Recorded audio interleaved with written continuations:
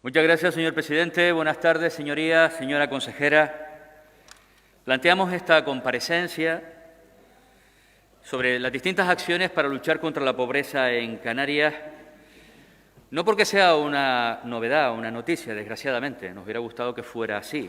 Es una constante, una variante permanente en nuestra tierra desde hace muchísimos años. A eso dedicaré la segunda parte de mi intervención, a que este problema ha pasado de ser un momento en función de algunas crisis coyuntural a convertirse en uno de esos elementos estructurales arraigados, desgraciadamente, en nuestro modelo social, en los distintos parámetros que determinan la calidad de vida de quienes aquí viven.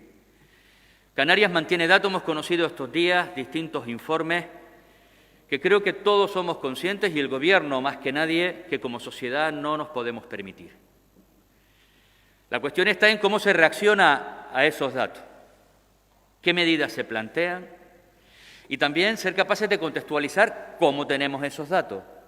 Porque siendo la pobreza un problema estructural, los datos que hemos conocido estos días creo que todos reconoceremos, o casi todos, porque hay algunas señorías en esta Cámara que cuando uno escucha sus discursos defendiendo los presupuestos, en esta tierra tuvimos la enorme suerte de que el COVID pasó de largo, de que no se cerró ni un solo día el aeropuerto, los aeropuertos de esta tierra, de que siguieron llegando millones de turistas, en definitiva de que no hubo ningún tipo de afección que incidiera en la economía y, por tanto, también en el ámbito social, en parámetros como el que estamos hablando de pobreza. Pero fíjese, incluso con eso, con la pandemia, los datos que conocemos no son los peores que hemos tenido en materia de pobreza en Canarias. Incluso en tiempos de mayor crecimiento que los de ahora, e incluso en los momentos de mayor crecimiento de nuestra historia económica, la pobreza ya era un problema enorme. Si a la situación de la pandemia, a la que hacía referencia antes, ha afectado no solo no permitiendo uno de los compromisos fundamentales del Pacto de las Flores, enfrentarnos claramente con distintas medidas todos los parámetros de pobreza, no nos ha permitido enfocarnos de manera decidida en ello. No digo que los hayamos obviado, pero obviamente hemos tenido que reaccionar a algo que condicionó la vida de toda nuestra gente. Ha habido otro elemento que a veces pasa desapercibido, pero que precisamente en el Departamento, por ejemplo, de Derechos Sociales tiene una incidencia enorme.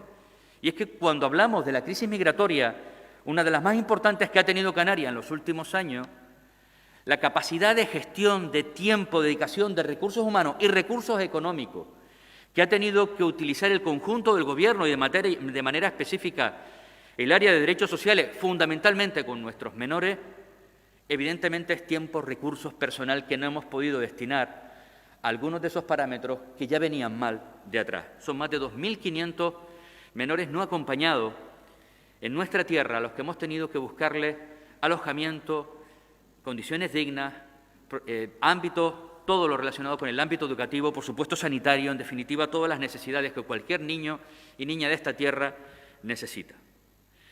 La lucha contra la pobreza, además, no podemos simplificarla solo en parámetros estadísticos.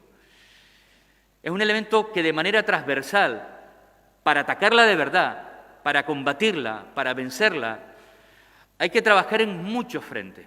La educación es uno de ellos, la formación continua a lo largo de todos los procesos de la vida del ser humano, por supuesto el empleo es determinante, y la vivienda, que era algo no tan relevante al hablar de pobreza hace apenas 2 décadas, se está convirtiendo casi en el elemento más excluyente de una parte importante de nuestras familias, en Canarias, en España y me atrevería a decir en el mundo. Pero estamos reaccionando a eso, con medidas coyunturales. Reitero que en la segunda parte intentaré abordar esto desde una perspectiva de si esto es un problema estructural, solo lo cambiaremos con medidas estructurales.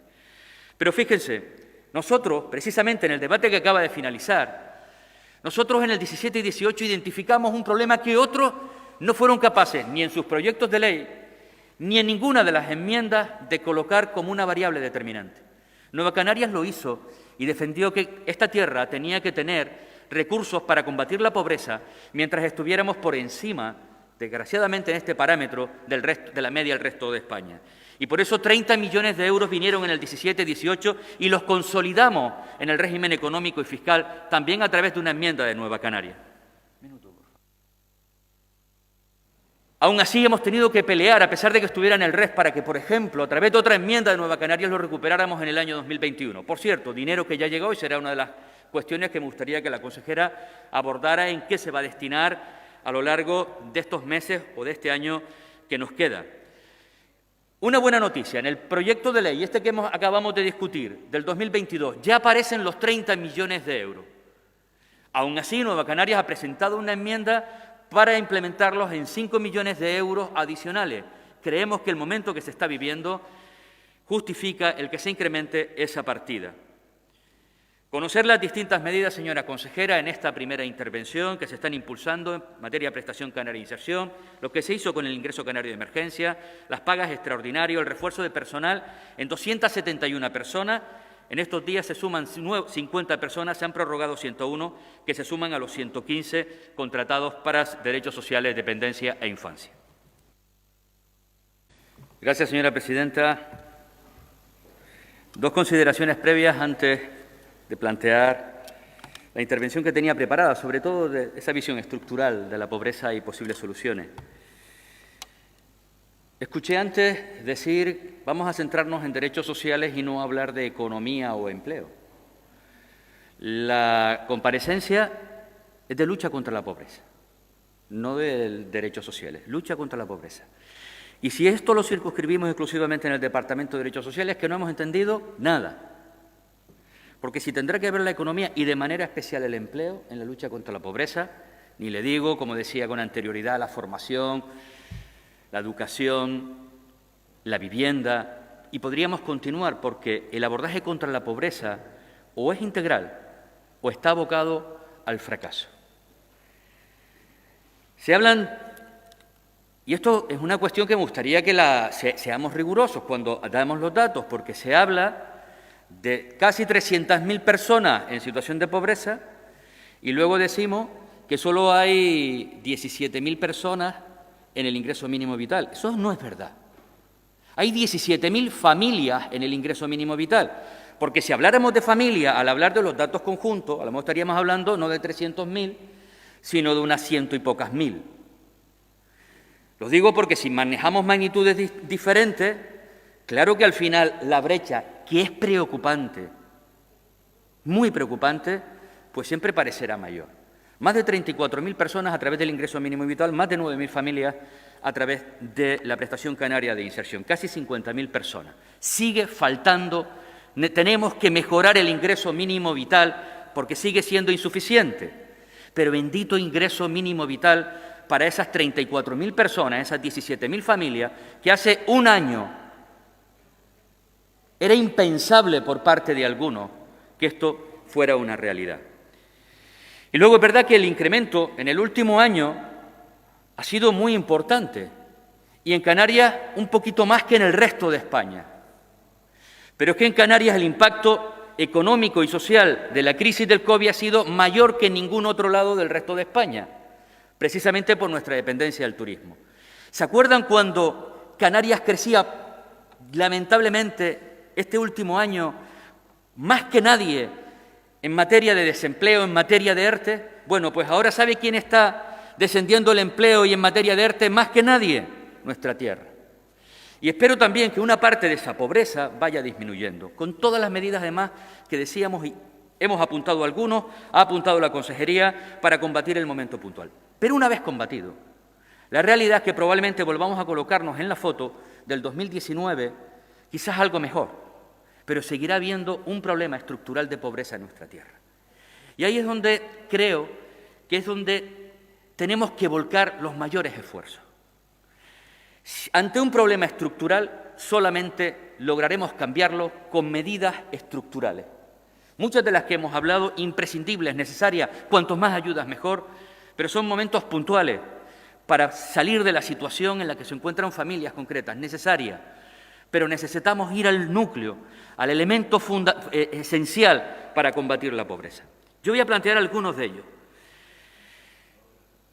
Hablo de medidas estructurales y además yo añadiría imaginativas y explicaré luego por qué. Primero, el desarrollo de la Ley Canaria de Servicios Sociales. Es fundamental, pero también el de otras muchas leyes que van a ponerse de cooperativismo, de economía circular, otras que a lo largo de los próximos años van a ser esenciales para abordar esto de esa manera integral que hablábamos, a través del mercado de trabajo, a través de múltiples elementos. Pero el desarrollo de la Ley de Servicios Sociales, eso es una medida estructural, porque las leyes tienen la ambición de durar entre 10, 15, 20 años, están analizadas, estudiadas, para desarrollarse en todos y cada uno de los ámbitos y, por tanto, afrontar de una manera clara los elementos que provocan la desigualdad y, en este caso también, situaciones de pobreza. Plantillas estructuradas, potentes, dentro de las administraciones públicas, porque si no, tendremos siempre el hándicap, incluso teniendo dinero, porque no es solo un problema de dinero, es más, no es un problema de dinero en muchos casos, sino de falta de personal ahora y antes para poder tramitar esos recursos en tiempo y forma, en el momento en que la gente lo necesita. El ingreso mínimo vital y la renta de ciudadanía en Canarias son dos medidas estructurales, con vocación de permanencia, que intentan garantizar, y esa es la vocación de este tipo de ingresos, no como la prestación canaria, que era una herramienta esencial, fantástica, pero hubo un momento en el que se quedó anclada en un pasado y a partir de un momento, más de un año, 2 años, cuando una persona ya la estaba cobrando, dejaba de percibirla, aunque su situación de pobreza no hubiera cambiado. Por tanto, son elementos estructurales muy importantes. Y ahora hablo de la imaginación, de la innovación en el ámbito de los derechos sociales. Hemos intentado de todo y seguimos con niveles de pobreza importantes. Pues tenemos que intentar más, mejor y más novedoso. La Agenda 2030 establece esa visión holística para transformar la realidad, entre otras cuestiones, para cambiar la situación de pobreza a nivel global. Y lo plantea de esa visión integral, lo plantea desde la buena gobernanza, lo plantea desde la innovación en todos los campos, absolutamente en todos los campos. Cada uno de los nuevos proyectos que pongamos en marcha cada vez tendrán que ser más integrales. Proyectos integrales de actuación, donde el empleo, la formación, la participación, la colaboración con el tercer sector, el aspecto de la vivienda, todas y cada una de esas medidas estén contempladas en esos planes. Si no somos capaces de verlo con esa visión holística, con esa visión integral, no seremos capaces de cambiar la situación de pobreza en nuestra tierra. Ver lo que funciona en otros lugares, ser imaginativos, creativos, innovación. La I+D+I no es solamente para las empresas, la I+D+I aplicada también a la lucha contra la pobreza tiene que estar presente. Y el elemento quizás más relevante, el modelo demográfico en nuestra tierra, el debate sobre el modelo demográfico. Mire, se habla del País Vasco y se habla de Canarias. Lo que no se cuenta es que en el País Vasco, entre otras cosas, gestionaba su propio ingreso mínimo vital desde hace años, esa renta de ciudadanía que a la que aspiramos, y por tanto tenían los herramientas, los mecanismos, todo el aparataje del punto de vista informático para, cuando esto llega, poder hacerlo de manera eficaz. Pero ese dato a mí no es el más importante. El más importante es que el País Vasco, en 20 años, del 2000 al 2020, solo creció en 98.000 personas. Canarias en 520.000 personas. Decía Galeano que la utopía era eso que cuando tú avanzabas 2 pasos ya se alejaba 2 y además el horizonte 10. Pero lo bueno de la utopía es que nos permitía avanzar. Eso no sucede con el crecimiento poblacional. Cada vez que nosotros avanzamos generando empleo, generando nuevos mecanismos para luchar contra la pobreza, se incorpora más gente a nuestro territorio y se vuelve a alejar nuevamente los índices de desempleo o los índices de pobreza. Pero ¿saben cuál es la diferencia con respecto a la utopía? Que no avanzamos.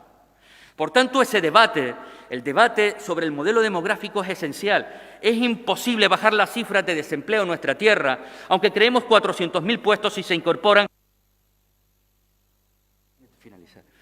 Gracias, señora presidenta. Voy terminando ya. Si se incorporan más de 500.000 de personas en esos mismos 20 años. Es imposible, ni en esta tierra ni en ninguna, pero menos en un territorio además disperso, en 8 territorios habitados, alejado de más de 2.000 kilómetros del continente.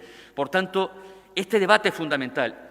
Y también se aplica a la pobreza, porque es absolutamente imposible, por muchas herramientas que pongamos, si seguimos incorporando población, y no estoy hablando de quien llega en patera, que es quien menos representa en el aporte de incremento poblacional en nuestra tierra en los últimos años. Por cierto, más del 45% europeos.